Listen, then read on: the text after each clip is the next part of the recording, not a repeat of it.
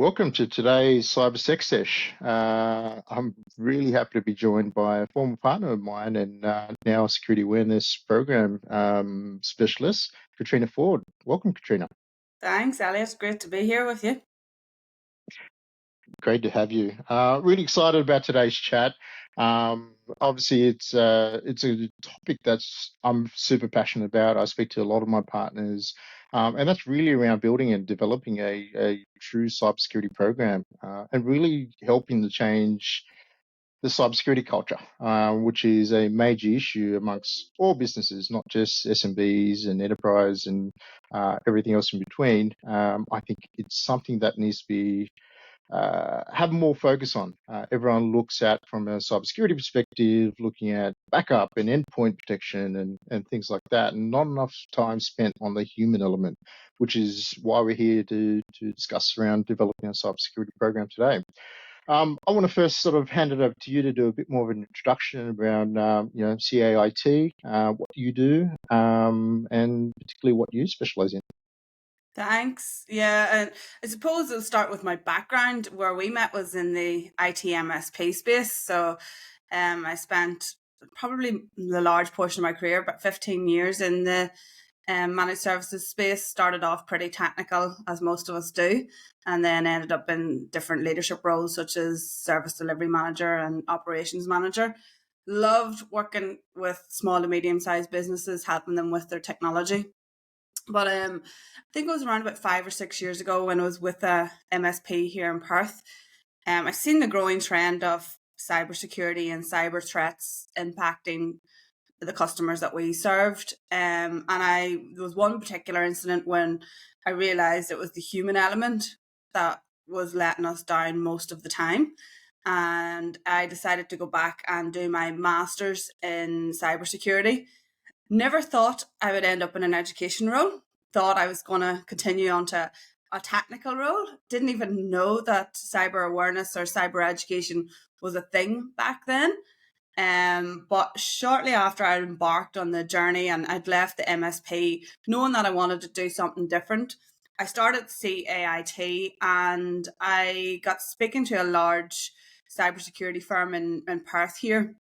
And they had just won a massive contract with a large energy utility company to deliver and design and deliver a cyber education program.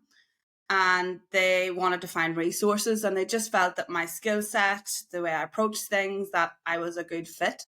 So that was 4 years ago. And for 2 years, I worked with them as a contractor, designing and delivering a cyber education program till about 4,000 employees. It was awesome. It was the best experience that I had. It was definitely drinking from the fire hose because I'd never done anything like this before. I had to learn how to use simulated phishing. I had to learn how to design and deliver education programs and trainings and all about high risk role trainings, and learned a lot of mistakes, a lot of mistakes of what to do and what not to do. But it fueled the passion for what I do now. So what I do now is I help that medium sized business design a cyber education program for their staff.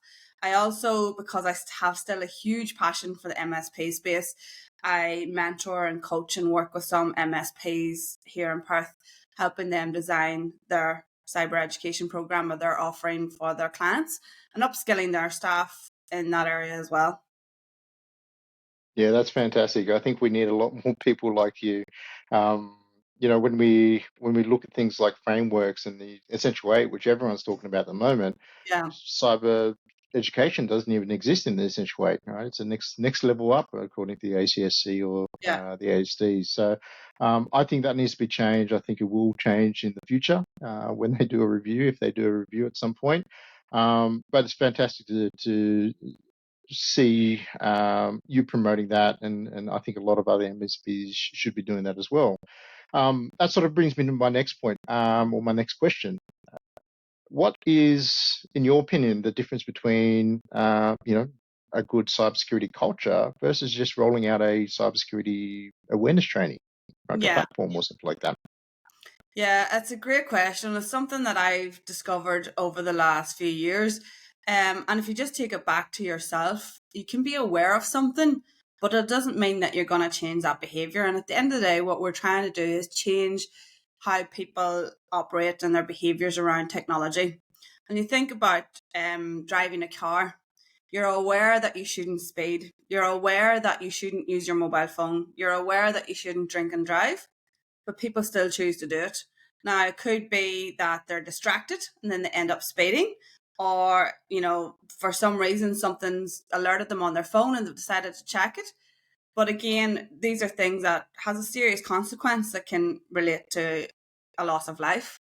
So when you talk about cybersecurity, you can make people aware of phishing and why they need to use strong passwords and why they need to set up multi-factor authentication, but that doesn't mean that they will do it. So when it comes to culture, you need to make them care about it, and they need to be a why. Why should they do it? What's in it for them? I read a really good LinkedIn article yesterday from, I regard him as one of the leaders in our field, a guy called Caitriona. He's written several books around security culture, and he's been in it a lot longer than me, over 30 years, I think. And he spoke about, people come to work to do their job. They don't come to work to do cybersecurity or security culture. So we need to understand that it's not going to be top priority for them, but if we make it part of their role and make it something that they care about, then that's where culture comes into. My husband works in construction, and the construction industry has had a huge reform when you look at health and safety. And I was asking him questions, how over the last 10-15 years has the construction industry achieved that cultural change?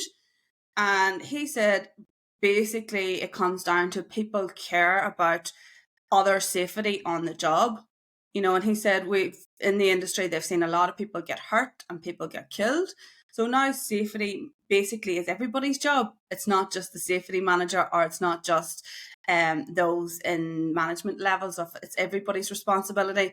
And to me, that's what culture is. Once it becomes embedded into an organization where everybody cares about it and it's everybody's responsibility, that's what culture is to me. Yeah, great point. Well, in previous presentations, I've talked about the car industry as another industry that's very similar.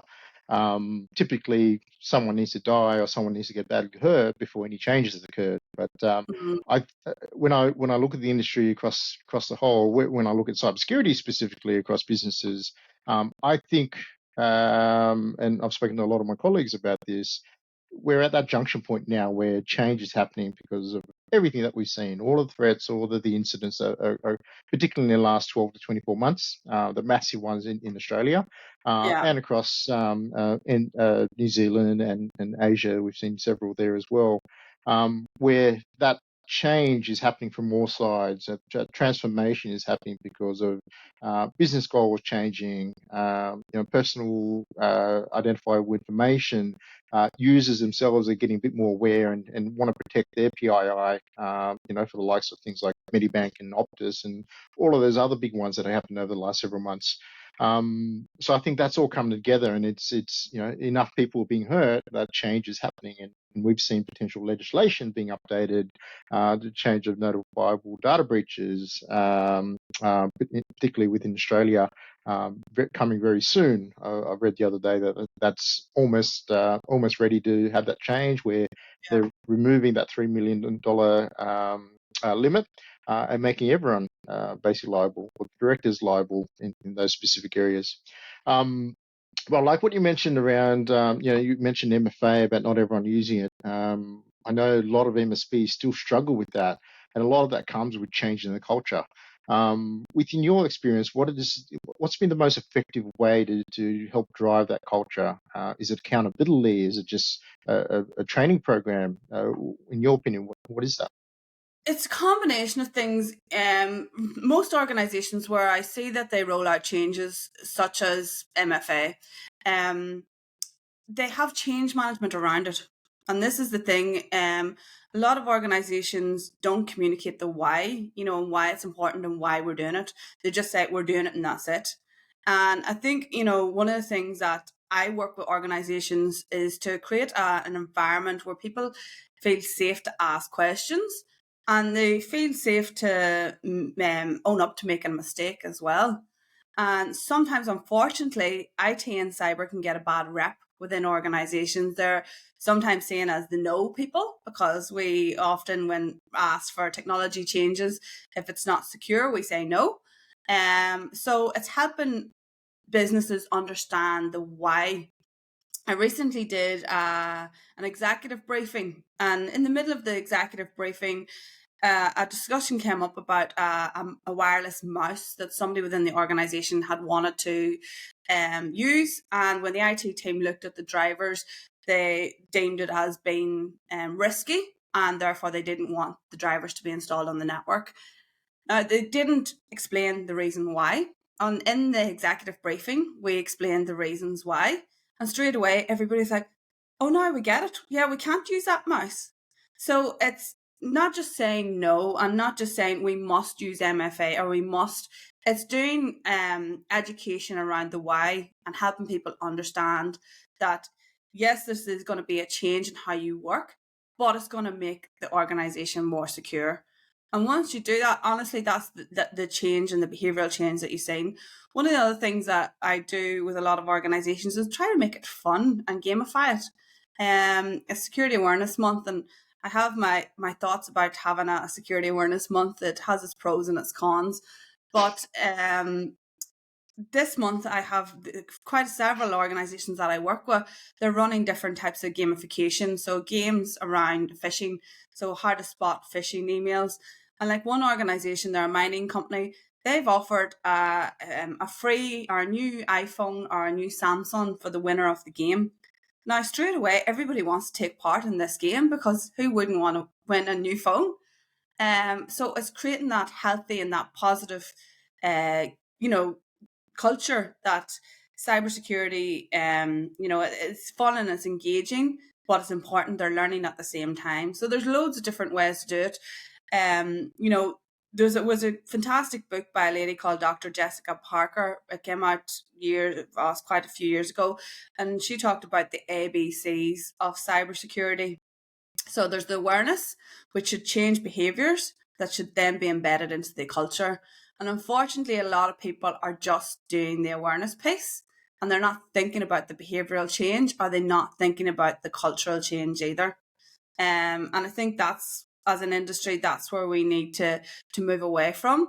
We'll see so many organizations just do simulated phishing and e-learning that will only work for a short period of time and for certain organizations, and then people will get fed up with having to do continuous e-learning, or they'll start to discover that, oh, in the last week of the month we get simulated phishing, so that looks like a fish, let's click on it to piss the IT team off or piss the site team off.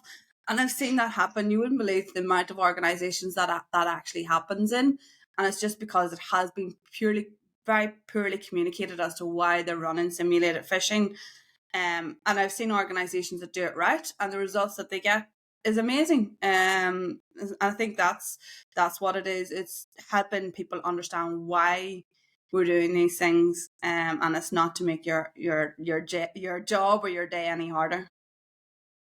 Yeah, I completely agree. I think I love the gamifying piece. We do it here at Pax8 actually. In region, our APAC CEO, Chris Sharp, actually leads by example.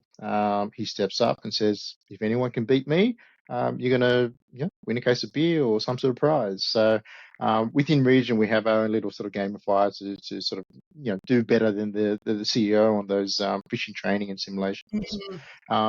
This month, as part of Cybersecurity Awareness Month, Pax8 globally is also kicking off a regional competition where it goes APAC versus EMEA versus US, and there's some prizes, and I guess the ability for us to say our region is the best. And lucky enough, we're leading by example in APAC, and we're leading the way so far. So we've got a few more days to go until that gets sorted out. But no, that's exciting, and it gets buy-in from the whole organisation when we're doing things like that.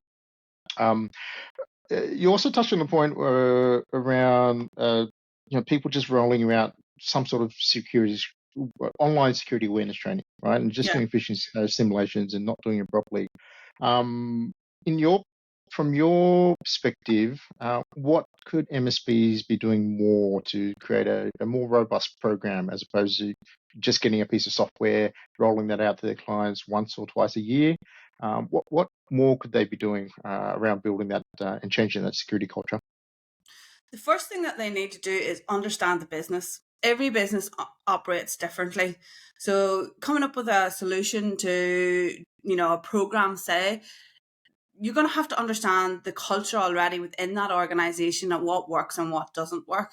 And I think that's what, unfortunately, I'm seeing a lot of organizations do is they offer this cookie cutter approach to security awareness, and they're forgetting that every organization, they have already a culture within that organization, and all you need to do is piggyback your program onto the existing culture. Look at what activities they're already doing that you can then maybe, if say for instance you're in construction and they do toolbox talks, can you go and be part of those toolbox talks and give a quick 5 or 10 minute update on security awareness? So there's all different types of things that you can do to already leverage what the organization is doing. Every organization is busy. It's like when you go in and you try to ask people to attend more training or do more e-learning, you're just adding to the workload that they already have. And especially in Australia and across the world, there's a skills shortage in lots of organizations and in lots of industries, and people are already working to max capacity, and you're asking them then to give up a little bit more of their time to come and attend your training or to watch a e-learning module. So have to look at the organization and already what's happening. Look at also what their risks are. Every organization faces different risks, and every department or area within that organization also faces different risks. So somebody in a finance or a HR role might need different type of training than somebody that is in an engineering role or is in an admin role. And I think unfortunately that's what we're seeing, is that we're rolling out the same type of training to everybody within the organization, and we're not looking at the individual role within the organization and what type of training they need. So I think that's what MSPs need to do, is at the start, when you're selling a cyber awareness program, understand that organization, what their risks, what their needs. Also understand what their maturity level is. Every organization's at a different maturity level when it comes to cyber awareness and cyber education, and tailor the program to the organization. And I think that's the change that we need to see. Unfortunately, I'm seeing it time and time again where an organization has been sold a cyber awareness program. They've maybe been doing it for 12 or 18 months and they're not getting the results. They still have a very high click rate. People are not engaging. And it's because they've adopted that cookie cutter approach and they haven't understand the culture and what will work within that organization. Yeah, absolutely. I've seen that personally, where a lot of MSPs are effectively just rolling out security awareness training to tick a box for compliance, right? Yeah, Just yeah, say, yeah, we do it, we've done it. But when you look into the stats and look into the details, and even just ask basic questions, the efficacy is down. They're not actually doing anything with it. yeah, It needs to be something that's repeatable over and over and over again, but something that actually works for them. So some of the tips you mentioned before around gamifying and sort of making that part of what they do on a day-to-day basis, I guess while it's definitely relevant and I 100% agree with it, I think from an MSP perspective, it's a time factor where they struggle yeah, to, how do I do this? How do I sell it? How do I promote it? Amongst all the other things that they do, just purely down to lack of resources and the ability to yeah. spend enough time on that to roll out with clients. And the Part other of what I, challenge I yeah, see at it is that MSPs, unfortunately, as you say, when you talk about a lack of resources, they often give it to an IT engineer or somebody already in the team to design and deliver these education programs. And I know from being in the IT MSP space and through all the education and upskilling that I've done, you need a different mindset when you're running education programs, and this can be the challenge. IT, unfortunately, I see a lot of IT engineers that are running simulated fishing. It is in the mindset to catch people out, and that's not what simulated fishing should be about. It should be about an education.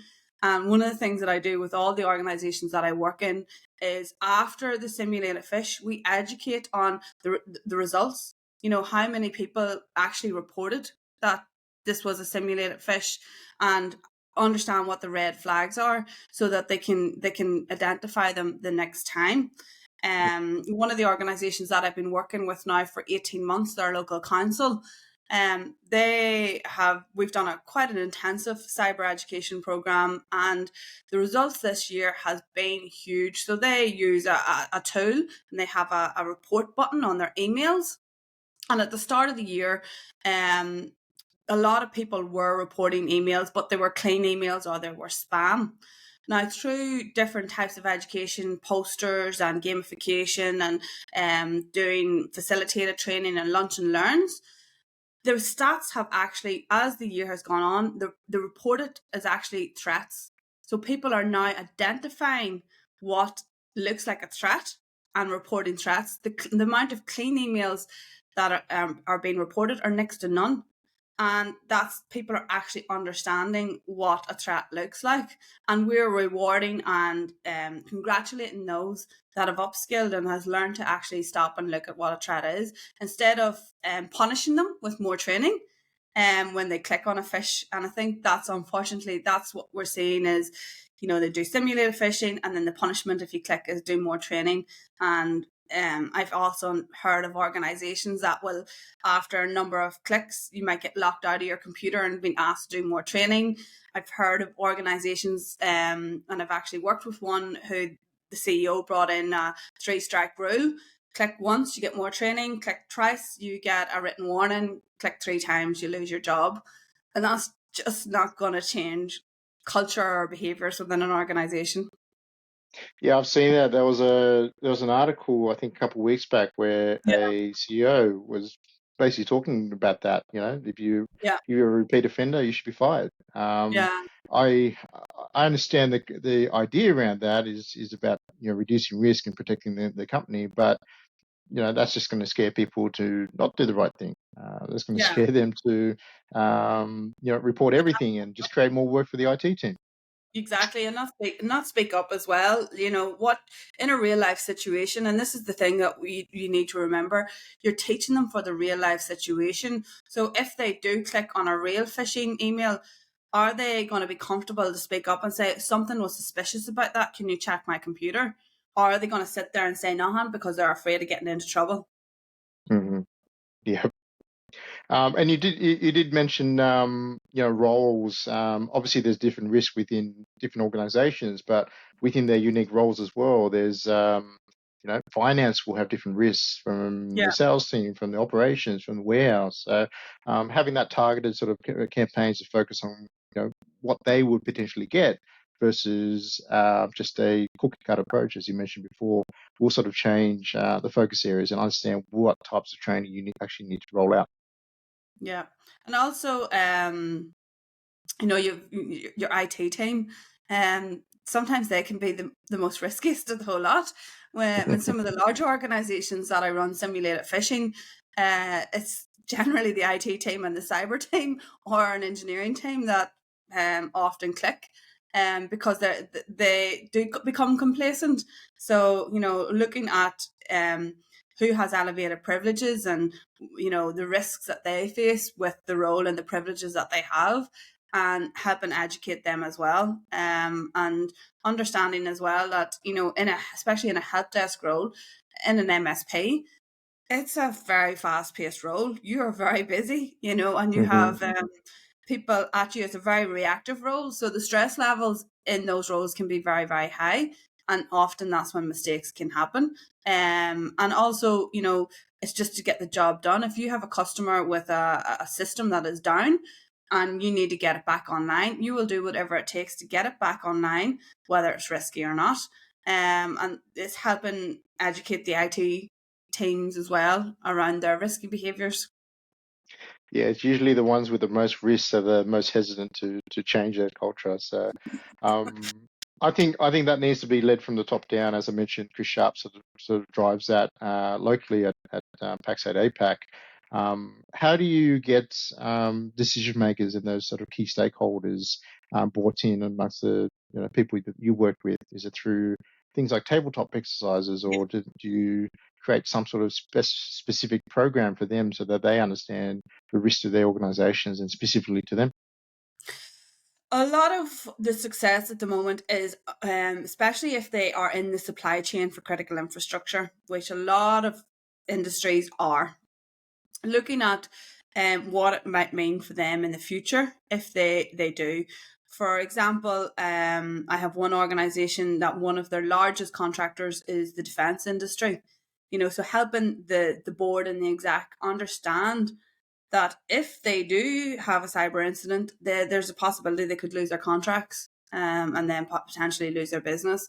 So it's speaking to them at their level, and it's also not using technical language. And I think this is one of the biggest things, and it's probably how I've ended up in this role. And it's something that I've probably always done naturally and didn't realize, is that I've always spoken a non-technical way. And I recently was on a panel, and somebody asked a question around privileged access and role-based access. And afterwards, I had a peer in the industry come up to me saying, not once did you use the word role based access, but everything you spoke about was role based access. And they said it enlightened them to how they need to change their language. So when you're going to speak to the board and the C-suite or the executive and management level, speak in their language, speak in risk and operational issues if they have if they do end up with a cyber incident, that their operational capacity might stop. So help them understand what the real risks are, and that's what I generally find, that they're very receptive, because they've always been spoken to in a technical way that they just don't understand. I recall when I first started working with that energy utility back 4 years ago. um, I remember being in one of the IT and cyber meetings, and it was like a different language. There was so many acronyms. I was like, what are these people talking about? So if you think about the cyber and the IT industry, we are full of acronyms. And if we go into the board or the C-suite or management level and use those acronyms, they do not understand. So talk to them in their level, and talk to them about risk and what actually will make them motivated to drive that change. Yeah, absolutely. That's super common amongst the IT industry, particularly MSPs. And I think they're just used to it over the years. And for lack of a better term, I think they need to go through and dumb it down, Yeah, and just make it relevant to whoever they're speaking to. Use analogies like, commonly I've used something around protecting your own house, right? We yeah. use that for NIST and things like that to explain those type of concepts. So I definitely hear you. I definitely think that we could do a lot better. Um, I know I can talk about this stuff with you all day, but we don't want to obviously take up too much of your time. Is there any last sort of comments, suggestions, particularly for MSPs looking at trying to, help drive the change of culture, not just within their own businesses, but within their clients' businesses as well? Yeah, I think there's a lot of things at MSPs. As I said, I've worked with several MSPs, helping them design their programs and their offerings, and look at your client base and what it is that you can actually offer them. If you're selling them a tool that does simulate a phishing and e-learning, that's just not going to cut it if that's all you're doing for them. So help them understand how they use and leverage that tool. A tool is only one part of it. It's not the full program. And this is the thing, you need to help them use and utilize that tool. I often say it's like when Teams came out, if we had just rolled out Teams and not shown people how to use it, there's so many fantastic features in Teams that most people, unless you've had training, wouldn't know. So, we need to help them understand the tool that they've just purchased and how to leverage. There's so many fantastic cyber education and awareness tools out there, and there's so much content and material available. So just don't sell them the tool, sell them a program and help the organization actually get results. Because what I do see is organizations get frustrated when they are sold a tool and the IT manager is left to roll it out, or if it's MSP left to roll it out. And after 6 or 12 months, they're still having a high click rate with the phishing. And they think that running this phishing campaign and doing e-learning that they're going to reduce their click rate, but it won't. In some cases, it'll actually increase if you don't put a program around it.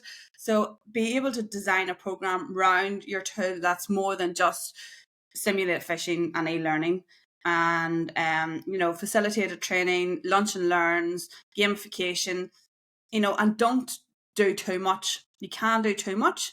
And it can be, as I say, security fatigue, where, people just shut off because, oh, there's the cybersecurity person talking again, or they're looking at us to do this. Short and sharp and sweet touch points, that's more than enough. There's a lot of change coming in the industry.